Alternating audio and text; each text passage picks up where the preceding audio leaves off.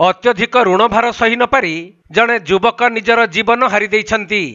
मृत युवक जनक हेउछन्ति बालेश्वर जिला सर दहीसढ़ा पंचायत चारिघरिया साही ग्रामर राकेश जेना। राकेश पूर्वर एक चाहा दुकान करी परिवार प्रतिपोषण करुवा बेले गत 3 मास तले तांको स्त्री नाम घरोई ऋण नहीं एक डीजे गाड़ी बाहर करथिले। मात्र चलित वर्ष डीजे गाड़ी ब्यान होई जिबारु राकेश सठिक समय रे किस्ती टंका पैठ करि पारि नथिले। तेणु ए नहीं उभय स्वामी स्त्री मध्य बचसा हेबारु गतकाली से घर को फेरिबा परे अलगा रूम रे सोइथिले। हेले आज सकाळे तांको परिवार लोक माने उक्त घरर झरका पटे राकेश एक दौड़ी साहाय्य निजर जीवन हारी देइथिबा देखिबाकू पाइथिले।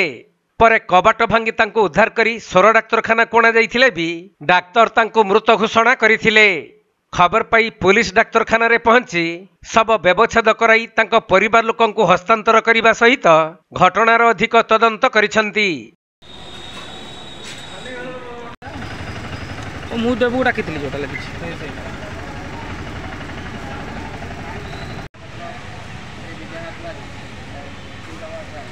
बालेश्वर जिला सोररू सुमंत दास रिपोर्ट, कोणार्क लाइव।